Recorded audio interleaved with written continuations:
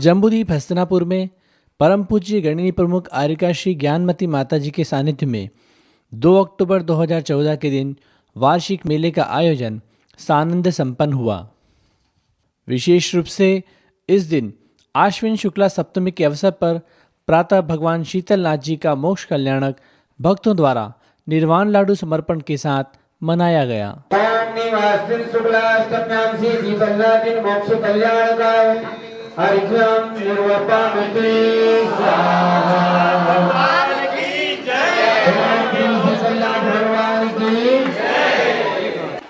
इस अवसर पर बाजे गाजे के साथ रथ यात्रा भी निकाली गई।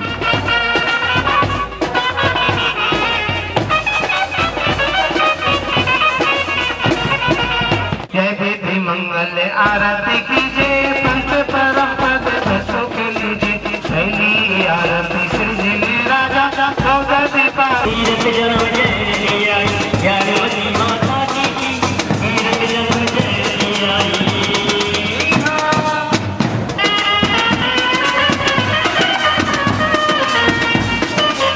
2 अक्टूबर का दिन जम्बूद्वीप तीर्थ के लिए कुछ खास ही रहा, क्योंकि इसी दिन तीर्थ पर नवनिर्मित आचार्य श्री वीरसागर निलय का भव्य उद्घाटन समारोह भी आयोजित किया गया।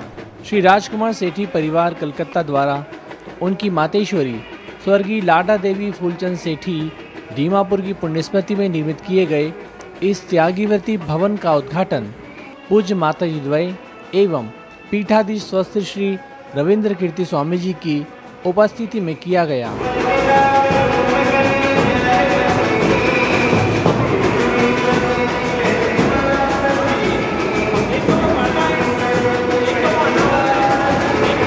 सर्वप्रथम निलय का फीता खोलकर उद्घाटन किया गया।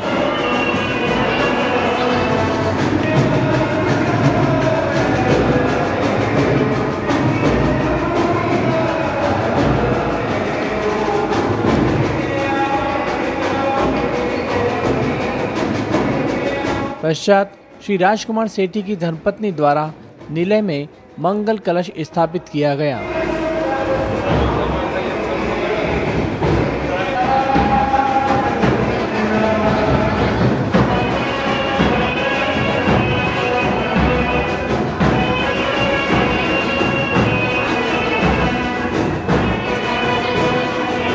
इस अवसर पर निलय में लगे शिलापट्ट का अनावरण भी श्री सेठी परिवार द्वारा किया गया।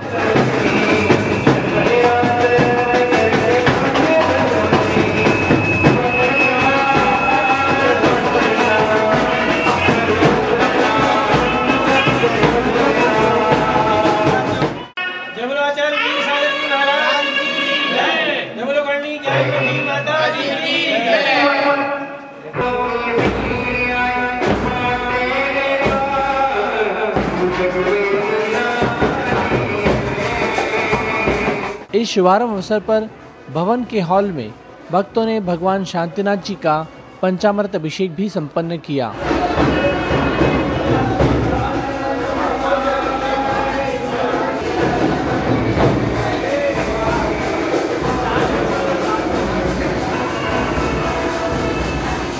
आचार्य श्री वीरसागर निलय के उद्घाटन अवसर पर पूज्य गणिनी श्री ज्ञानमती माता जी ने अपने करकमलों से निलय में स्वस्तिक भी बनाया।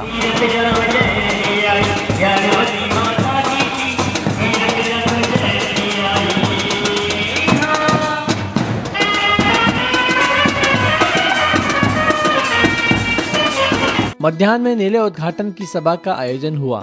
सभा में सर्वप्रथम श्री राजकुमार सेठी की मातेश्वरी श्रीमती लाडा देवी सेठी, पिता श्री फूलचंद सेठी एवं सुपुत्र स्वर्गीय अनुभव सेठी के चित्रों का अनावरण किया गया।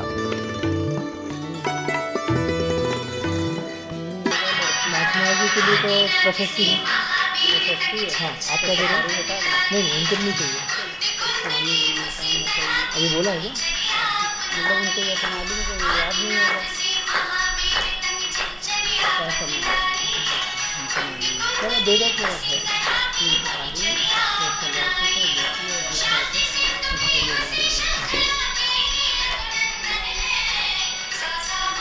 इस अवसर पर बालिकाओं द्वारा मंगल नृत्य के उपरांत दिगंबर जैन त्रिलोक शो संस्थान की ओर से समस्त सेठी परिवार का सम्मान भी किया गया।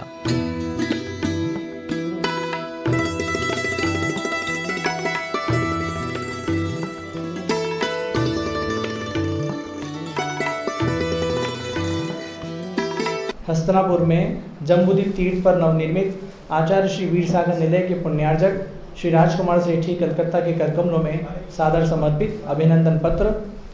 देव शास्त्र व गुरु की भक्ति के साथ ही अपने जनक व जननी स्वर्गीय फूलचंद सेठी एवं स्वर्गीय श्रीमती लाड़ा देवी सेठी के प्रति भी अनन्य श्रद्धा भक्ति रखने वाले उनके सुपुत्र श्री राजकुमार सेठी ने सदैव ही दान प्रवृत्ति के साथ धर्म प्रभावना करते हुए अपने पूज्य माता पिता की स्मृति का ध्यान रखा है। यह उनका एक आदर्श गुण है। कार्यक्रम में संस्थान की ओर से अध्यक्ष पीठाधीश स्वस्ति श्री रविंद्र कीर्ति स्वामी जी के साथ श्री सुभाष जैन साहू, श्री चरणजी लाल कासलीवाल, श्री जीवन प्रकाश जैन एवं श्री विजय जैन द्वारा श्री राजकुमार सेठी को अभिनंदन पत्र भेंट करके भी सम्मानित किया गया।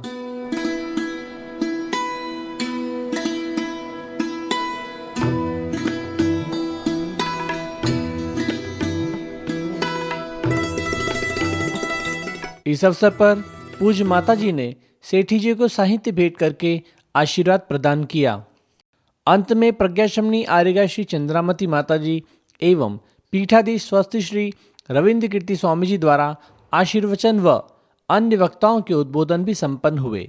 एक सूक्ति कही है नीतिकारों ने कि सजातो येन जातेन याति वंश समुन्नतिम परिवर्तिनी संसारे मृतः खोआ न जायते। यानी उस व्यक्ति का जन्म लेना सार्थक होता है जिससे वंश की उन्नति हो, अन्यथा संसार के अंदर कौन जन्म नहीं लेता और कौन मरण को प्राप्त नहीं होता। राजकुमार जी सेठी ने आज 4 दानों में से ये अभय दान का पुण्य अर्जित किया है, साधुओं के लिए बसतिका बनवा करके। मैं इतना ही कह सकती हूँ कि जिस तरह से कोई माली अपने बगीचे में हरे भरे फूलों को देख करके खुश होता है, उसको सहलाता है और देख देख करके प्रसन्न होता है, ऐसे ही आज आपके भी माता पिता जहाँ भी होंगे जिन्होंने आपके जैसा पुण्यशाली पुत्र रत्न उत्पन्न किया, वो भी निश्चित रूप से बहुत ही प्रसन्नता का अनुभव कर रहे होंगे कि हमने छोड़ा और राजकुमार जी को उस वंश की परंपरा का संचालन करने का जो भार दिया तो बहुत ही अच्छी तरह से आप संचालित कर रहे हैं। और इसके साथ में मैं समझती हूँ कि ये आपके जो कार्यकलाप हैं इनमें आपके साथ साथ आपकी धर्म पत्नी का बहुत बड़ा योगदान मैं मानती हूँ, क्योंकि कंधे मजबूत करने वाली महिलाएं होती हैं। ऐसे आपके साथ में आपकी धर्म पत्नी जी का, आपके बच्चों का, आपकी पुत्र वधू का, इनमें से अगर कोई भी आपके लिए बाधक बन जाए तो ना तो आप उदारता पूर्वक दान दे सकते हैं और ना आप इतना समय दे सकते हैं और ना आप इतनी अच्छी तरह से निर्विघ्नता से कार्यों को पूर्ण कर सकते हैं। तो इन सबका भी बहुत बड़ा योगदान है, इन सब के लिए भी बहुत आशीर्वाद है। जन्मभूमियों के अंदर हस्तिनापुर का नाम भी बहुत चर्चित नाम है, क्योंकि यहाँ पर केवल जन्मभूमि ही नहीं बल्कि अनेक घटनाएं घटित हुई हैं। भगवान ऋषभदेव का प्रथम आहार इसी भूमि पर हुआ, इसी भूमि को सौभाग्य प्राप्त हुआ। 1 वर्ष 39 दिन के उपवास के बाद प्रथम तीर्थंकर भगवान ऋषभदेव का आहार इस धरती के ऊपर संपन्न हुआ था और उसके बाद 3 तीर्थंकर भगवान की जन्मभूमि होने का गौरव इस हस्तिनापुर को प्राप्त हुआ है। ऐसी भूमि पर श्रेष्ठी फूलचंद जी सेठी के सुपुत्र भाई राजकुमार जी सेठी को ये सौभाग्य प्राप्त हुआ कि साधुओं के रहने के लिए उनका आहार उस भवन के अंदर हो, उनका निवास उस भवन के अंदर हो, ऐसे एक निलय की स्थापना यहाँ पर की जाए। और इसके लिए आज आचार्य वीर सागर महाराज, जो आचार्य शांति सागर महाराज की परंपरा के प्रथम शिष्य और प्रथम पट्टाचार्य हैं, उनके नाम पर आचार्य वीर सागर निलय की स्थापना यहाँ पर की गई और उसका आज यहाँ पर उद्घाटन किया गया है। भाई राजकुमार जी सेठी, जिन्होंने अपने पिताजी के गौरव को बढ़ाया है और भगवान महावीर जो हमारे अंतिम तीर्थंकर हैं, उनकी जन्मभूमि में हमारे इस युग के सबसे प्रथम आचार्य और सबसे प्रभावक आचार्य शांति सागर महाराज के नाम पर आचार्य शांति सागर निलय का निर्माण भगवान महावीर की जन्मभूमि कुंडलपुर में कराया है। सन 2012 में वो निर्माण पूरा हुआ। उसके बाद उनकी भावना थी कि पूज्य माता जी ने, पूज्य गणनी ज्ञानमती माता जी ने आचार्य वीर सागर महाराज का भी वर्ष घोषित किया है। 1 साल तक उनकी प्रभावना होगी, तो मैं चाहता हूँ कि आचार्य वीर सागर के नाम का भी एक निलय हमारी ओर से निर्माण किया जाए। हस्तिनापुर के अंदर उसका ये शुभ अवसर आज प्राप्त हुआ है। इस हस्तिनापुर का आज सारे देश के अंदर नाम है और लगभग आज की तारीख में लगभग 6 लाख लोग इस हस्तिनापुर में साल में आते हैं। बड़ा बड़ा ये ना करे, बड़ा न बोले बोल, हीरा मुझसे ना कहे लाख हमारो मोल। ऐसे सेठी जी आज इन्होंने जम्बूद्वीप के अंदर वीर सागर निलय का उद्घाटन किया और हीरे की परीक्षा जोहरी करता है। आपकी परीक्षा कई दिन स्वामी जी बोलते थे, सेठी जी यहाँ पर आ रहे थे, मतलब भाई ये सेठी जी कौन है पता नहीं था, बार बार आपका नाम ले रहे थे। तो ऐसा है, डायमंड की परीक्षा जोहरी करता है। 2 अक्टूबर 2010 को आज ही के दिन कुंडलपुर के अंदर में प्रथमाचार्य शांति सागर निलय का स्वामी जी के सानिध्य के अंदर में शिलान्यास हुआ था। और उसके बाद में जब उसका प्रथमाचार्य शांति सागर निलय का जब समापन समारोह हो रहा था, तो माता जी ने उसी दिन प्रथम पट्टाचार्य वर्ष घोषित किया था। तो स्वामी जी ने जब 4 अप्रैल 2012 को जब प्रथमाचार्य शांति सागर निलय का उद्घाटन हो रहा था, उस समय उन्होंने मुझे सुझाव दिया कि आपको प्रथमाचार्य शांति सागर निलय के नाम से आपने जब यहाँ वो बनाया है, तो कुछ रचना आपको वीर सागर जी के नाम से भी करनी चाहिए। तो मैंने कहा पिताजी का शताब्दी वर्ष का तो समापन हो गया है, तो माँ के नाम से हम वीर सागर निलय का हम निर्माण कहाँ करवाएं, ऐसा एक भावना बनी। स्वामी जी का सुझाव रहा कि हस्तिनापुर के अंदर में हमारे यहाँ त्यागी और सब कुछ है, मंदिर भी बहुत है, रहने की व्यवस्था भी बहुत है, बंगले भी बहुत है, पर त्यागी वृत्ति जब आ जाते हैं तो यहाँ समस्या रहती है। तो अगर आपकी भावना बनती है, तो उन्होंने उस समय एक तरह से जब कुंडलपुर के अंदर में प्रथमाचार्य शांति सागर निलय का उद्घाटन हो रहा था, वहाँ चिरंजीव लाल जी भी थे, विजय कुमार जी भी थे, जीवन प्रकाश जी भी थे। स्वामी जी ने अपने तरफ से ही ये भावना प्रेषित कर दी थी।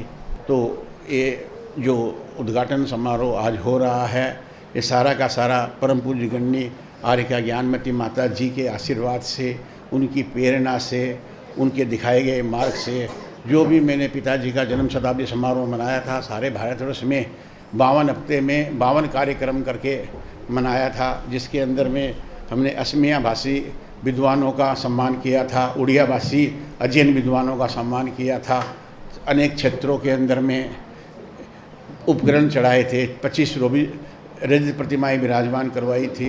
दक्षिण भारत के अंदर में कनकगिरी के अंदर में महाद्वार का निर्माण करवाया था।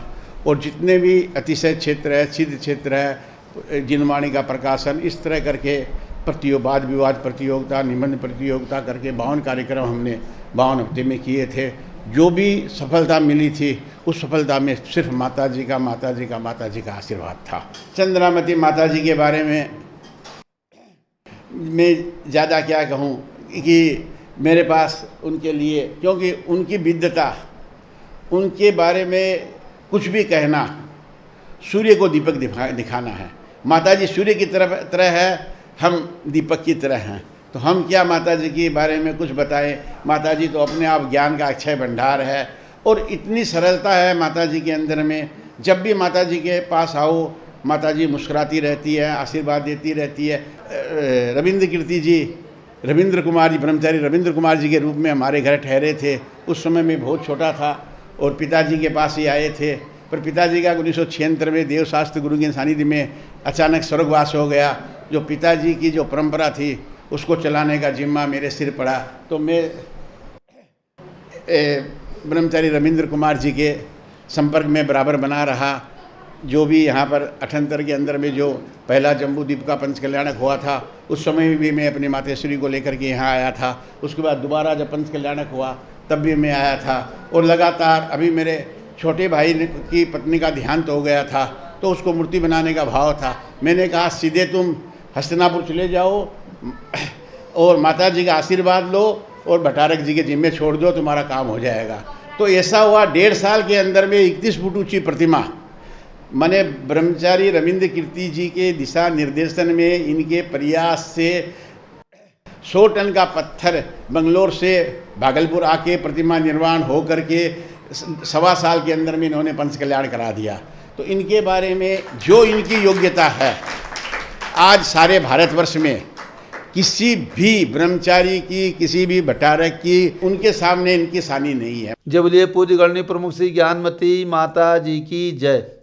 समस्त दिगंबर जैन समाज को सूचित करते हुए परमहंस हो रहा है कि जैन धर्म के 2 शाश्वत तीर्थ हैं, एक है अयोध्या और दूसरा है सम्मेद शिखर। अयोध्या के अंदर तीर्थंकर भगवंतों का जन्म होता है और सम्मेद शिखर से सभी तीर्थंकर भगवान मोक्ष को प्राप्त होते हैं। वर्तमान में जो चतुर्थ काल व्यतीत हुआ है, इस चतुर्थ काल में 5 तीर्थंकर भगवंतों ने अयोध्या में जन्म लिया, बाकी 19 तीर्थंकरों ने अन्य अन्य स्थान पर जन्म लिए हैं और सम्मेद शिखर से 20 भगवंतों ने मोक्ष प्राप्त किया है। वर्तमान में जिन 5 तीर्थंकर भगवंतों ने अयोध्या में जन्म लिया है, वहाँ पर छोटी छोटी टोंक उनके चरण स्थापित थे। उन स्थानों पर पूज्य गणनी प्रमुख श्री ज्ञानमती माता जी का सन 1994 में और अभी सन 2005 में अयोध्या प्रवास रहा। वहाँ पर पूज्य माता जी के सानिध्य में राष्ट्रीय स्तर पर महामस्तकाभिषेक भगवान ऋषभदेव का किया गया। पूज्य माता जी की भावना हुई कि जिन जन्म स्थानों पर तीर्थंकर भगवंतों ने जन्म लिया है, वहाँ पर छोटे से चरण स्थापित हैं। इन स्थानों पर यदि 5 मंदिर बन जाएं, 5 जन्म स्थानों पर, तो बहुत अच्छा होगा। हमें बताते हुए हर्ष है कि सबसे पहले प्रथम तीर्थंकर भगवान ऋषभदेव का मंदिर बना, पंच कल्याणक प्रतिष्ठा हुई। भगवान अनंतनाथ की टोंक का मंदिर बना, पंच कल्याणक प्रतिष्ठा हुई। भगवान अजितनाथ का मंदिर बना, पंच कल्याणक प्रतिष्ठा हुई। भगवान भरत बाहुबली का मंदिर बना और उसकी भी पंच कल्याणक प्रतिष्ठा हुई। अब है नंबर भगवान अभिनंदन नाथ की टोंक का।